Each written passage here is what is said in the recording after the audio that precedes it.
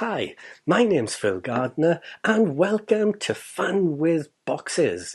Today we are taking a look at a bigger box game. We've done quite a few small box games lately, but this one is the rather lovely Tower Up. A game for 2 to 4 players that will last you around 30 to 45 minutes. And at 2 players, I think the 30-minute playtime is pretty much bang on there. And this is from Monolith and Synergy Games. And what a delight this game is. Everything about it, from its wonderful, simple and easy to follow rulebook to its incredible and unexpected production values. When we opened this up and then when we started to play, oh my goodness, how fantastic is this? For a game that cost what I would normally expect for a game of this size, to actually get a custom built insert that actually works and functions for when you play the game without having to pay some crazy Kickstarter deluxe crowdfunding option. It just all comes in the box at a very affordable price. You get a lovely tray where all your building pieces, your building blocks are there, and you've got all the cards to display on that tray and little trays to the left and right as well for you to put your discard and draw piles. It just works absolutely wonderfully. You can just get this game set up in next to no time. Well, what is Tower Up all about? The expansion of the city's downtown is in full swing, and you are at the head of one of the construction companies mandated for all the skyscrapers. New buildings, juicy bonuses, and if all goes well, all the riches. Well, the aim of the game is to be the richest player at the end of the game. And to achieve this, you will be needing to collect the right raw materials and build in 10 roofs in a special, timely manner. And during this game, you'll be looking to place your roofs on the highest buildings to maximise your chance of success. But you also need to reach the city planning's objectives as quickly as you can. And having many of your roofs on top of the completed buildings at the end of the game is also going to give you that edge in getting the most points. Okay, so I've raved about the components for this game. Let's take a Fun with Boxes look at some of these, and then we'll have a look at how to set up and then how to play a game of Tower Up.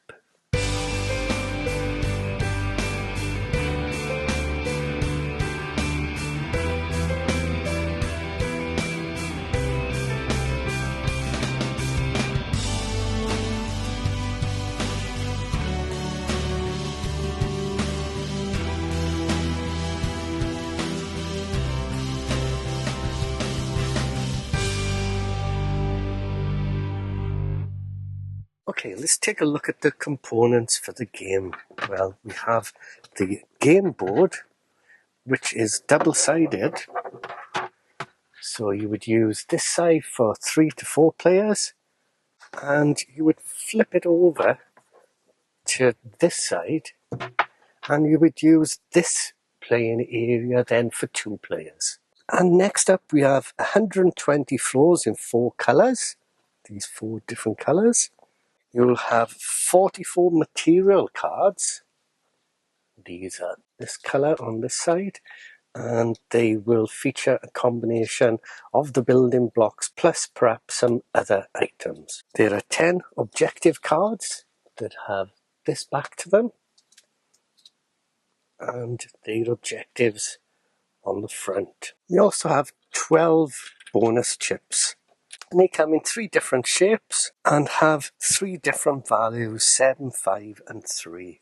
Then we have the roofs for the buildings in the 4 player colours and the vehicle markers for each player as well, along with 4 traffic cones. And then to finish things off, we have 4 player boards, some lovely dual layered boards. So that's the components. Let's take a look at how you set up the game. Okay, so the first thing you need to do is to open up the game board and set this up in the center of your table, in easy reach of all players. And we're going to use the flip side of this board because I'm just going to set the game up for 2 players. So this is the side of the board we would use. Next up, you would get your container with all your building blocks and take all your material cards and give these a good old shuffle. Once you've done that, pop them onto the left-hand side tray. And this will be your draw pile. And to set the game up, we would draw 3 cards and place them onto the display here.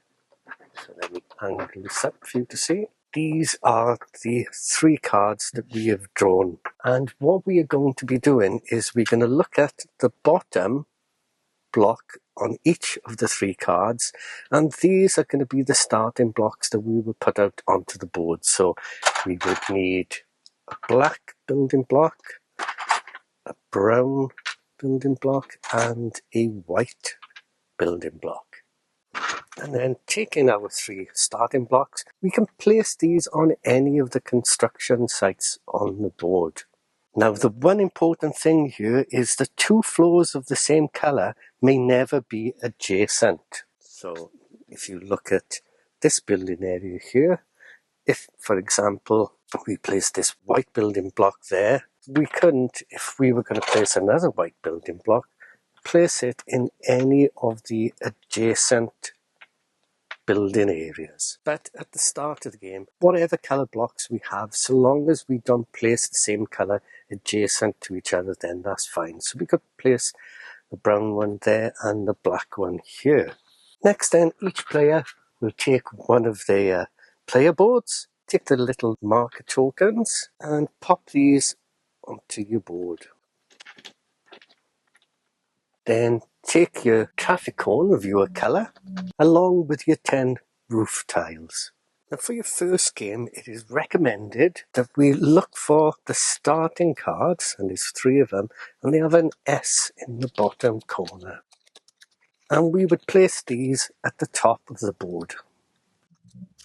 And these will be our planning objectives. And once you're familiar with the game, you can of course simply shuffle all these cards together and deal out 3 random. Now next we're going to be placing out the bonus chips. And for a 4-player game, you will be using all the counters. With a 3-player game, you would remove 1 of each bonus chip type with a value of 3. And for a 2-player game, you would remove these, plus you would remove all the number 5 chips and then set these up into their slots on the board.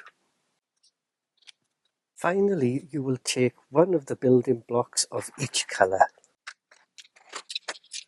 and you would place these in front of you, and you are then ready to play. Player who lives on the highest floor will be the first player, or just determine this at random. Okay, let's take a look at the game turn. And the game is played in clockwise order, starting with the first player. And on your turn, you can take 1 of 2 possible actions. And these are, you either take 1 card, or you start 1 new building, and then place 1 roof, and then you would score. So let's take a look at these one at a time. Let's take a look at the take 1 card option. And to do this, you would simply pick 1 of the 3 cards from the market, and you would immediately draw what you see on the card. So, for example, if I was to pick this card, I'll pop that there for you to be able to see it, this would mean that I would take 1 grey, 1 black, and 1 white building block and place these in front of me. This card will then go into the discard pile. And then you immediately draw a new card and pop that into the market. If we take a look here, these are the different icons you can see. The blocks are straightforward. You simply take 1 block for each of the icons indicated.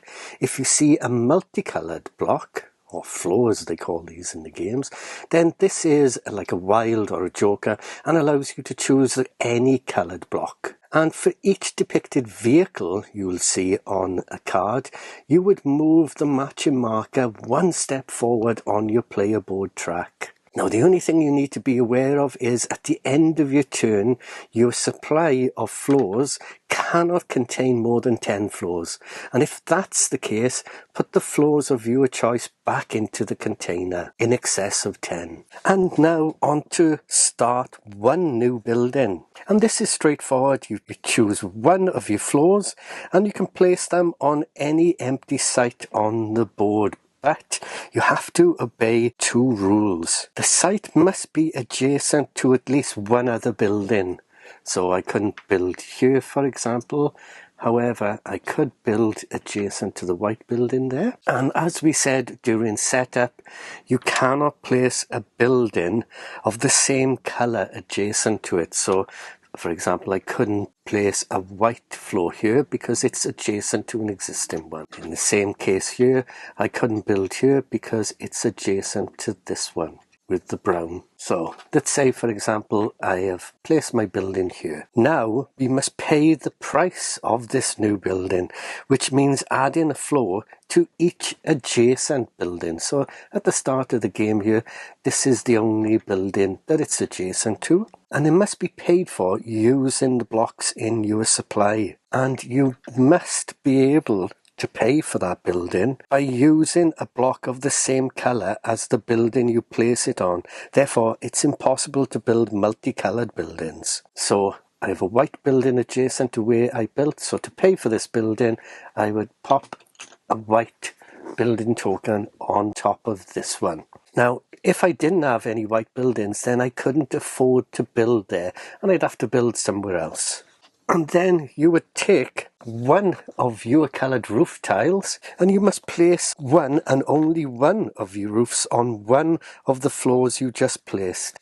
And this can be the newly started building or any other building that served as payment. So I could pop my roof onto this building. And finally then we would score. And we would move forward the marker matching the colour of the building that you placed a roof on as many steps as the number of floors of that building. So I would move my scoring marker, for example, up 2 spaces because this building is 2 blocks tall. So I would move 1, 2. Now, something to be aware of on your player board, you will see these yellow star-marked lines. Now, after moving your markers, check to see if all the markers have passed one of these lines. If yes, you get to immediately play an extra turn, so you can take a card or start a new building. Now, they've got some reminders here. On your game turn, you may start only 1 new building per turn and also place only 1 roof per turn. And you may be present more than once in the same building. And by present, we mean having your roof in a building. So, using this as an example, I'm present in this building twice, and that's perfectly fine.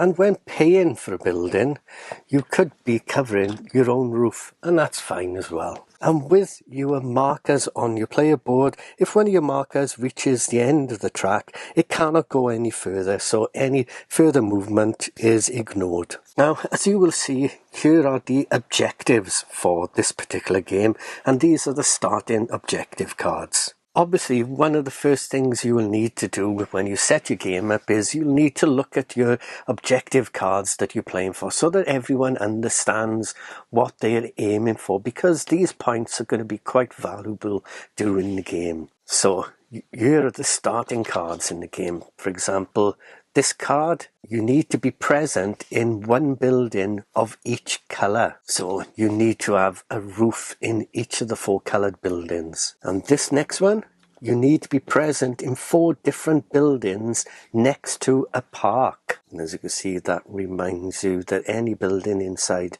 one of these zones is next to a park. And finally, the third starting card, you need to be present in all 5 areas of the city. And you can see there the areas outlined.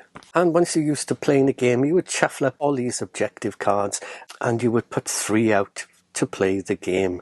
So check this handy guide on the back of the rule book here and make sure you understand what each objective is. So to reach an objective, you must be present in a given number of buildings and in a specific pattern. And when you reach an objective, you take the highest valuable remaining chip and you would place it on the matching shape of your personal board. And you can only get rewarded once for each building type. So if, for example, if I had met this objective and I was the first to do so, I would take the 7 and pop that onto my player board. Now, for the game end, placing your last roof triggers the final phase, and you finish your turn normally, then immediately count the number of roofs you have on top of a building. And this number tells you which square to place your cone on at the bottom of the board, counting from the left. This is the bottom of your player board. And the maximum number would be here, would be number 7. So, for example, if I had 4 roofs on top of buildings, then I would place this on 1, 2, 3, 4. Then all opponents can play their final turn, and when they're done, they also count their visible roofs and place their marker as well. And now on to the final scoring. Once every player is done, you sum up the millions earned from all your markers and the millions earned from your bonus chips, and the richest player wins the game. And in case of a tie, the player with the most remaining floors in their supply among the tied players is declared the winner. And in case of a new tie then, the tied players will share the victory. And that's it. That's how you play Tower Up. Well, there you go. Tower Up. What a fantastic, easy to play and great looking game. The rules are very straightforward indeed, and the puzzle like options that you get during the game is just fantastic as you're building up the buildings. And when you choose to place your roof on, is somebody going to actually be able to build on top of that roof and build their own roof on top? And at the end of the game then, you haven't got that building with your roof, somebody else has. It's so clever, and like I say, the production value is fantastic.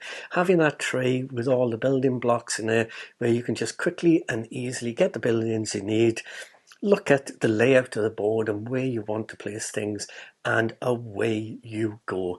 It is super quick and fun to play. Like I say, 2 players, 30 minutes a game, easy. And I dare say you'll be like me, straight after losing your first game, you'll want to play again, because who doesn't want to lose a second game? Yes. Me, I love to lose the second game.